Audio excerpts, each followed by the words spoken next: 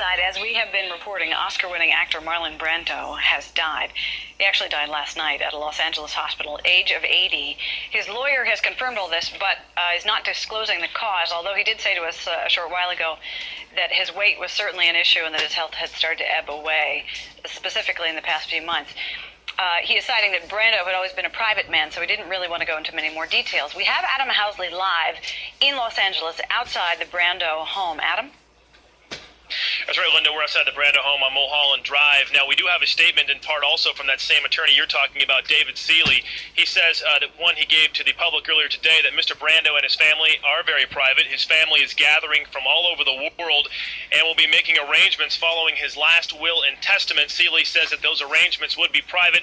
We'll be hearing more about those later this afternoon. Now, some of the reports that have been coming out, not from David Seeley, but from some other people and other people associated with Marlon Brando have said that he's been suffering from congestive heart failure in recent months. Also, some reports have come out that via audio and videotapes, Brando has planned his funeral and will, including who will attend, the details of it, the location, and who will get what when it comes to his estate.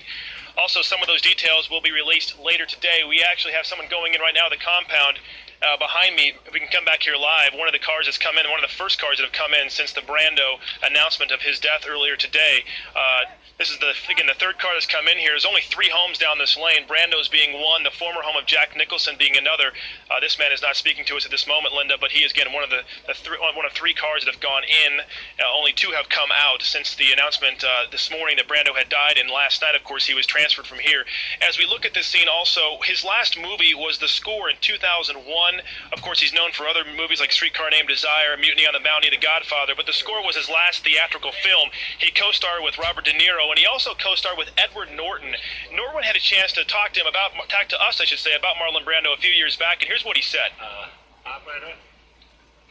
Most of the time on the set was like Marlon trying to figure out where he was going to plant his electronic, like, fart machine under Bob's chairs, you know what I mean? And, like, Bob dissolved in laughter, and everyone's sitting around waiting while they got themselves together. So, like, there's a surreal image from your heart. Completely nothing like we see on camera. No, there was a lot. We had a lot of laughs on this movie. It was fun, especially when Marlon was around. Well, once again, we're looking at the compound here, 3 homes down here. It has somewhat of a dubious past, this compound. Not only is it the same locale where son Christian killed his half-sister's boyfriend back in 1990, it's also the same small gated community where director Roman Polanski seduced a 13-year-old model. Of course, he pled guilty. He's now in exile in Europe. That was at a home right near the Brando home. Linda? Adam Housley live at Marlon Brando's home in Beverly Hills. Thank you very much. As you know, Marlon Brando has been called by some the greatest actor of his generation. His work inspired a whole new generation of actors to adopt his style. With us on the phone is Time Magazine's Richard Schickel. He's written a book called Brando, A Life in Our Times. Richard, can you hear me? Yep.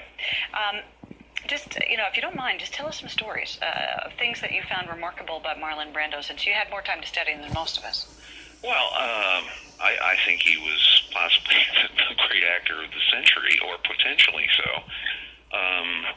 He had a kind of odd mixture as a young actor of almost feminine vulnerability combined with this,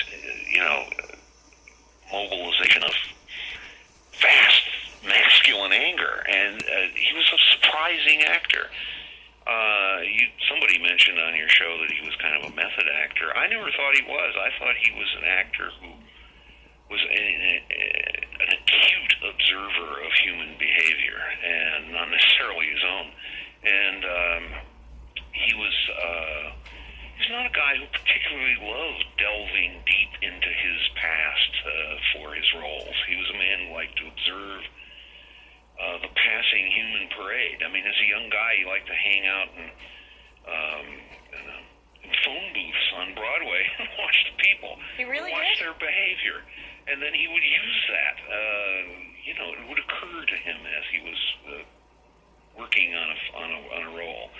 So he was always, the most surprising actor. And there were these just heartbreaking moments of realistic behavior that no other actor ever obtained in movies, and sometimes they were so powerful they almost broke the frame of the movie. They broke the fiction of the movie, and suddenly you were in an observed reality that was just marvelous. His later career was patchy and often foolish and often full of contempt for acting. Yeah, and actually, I would like to ask you a question, just Sure. to sort of summarize.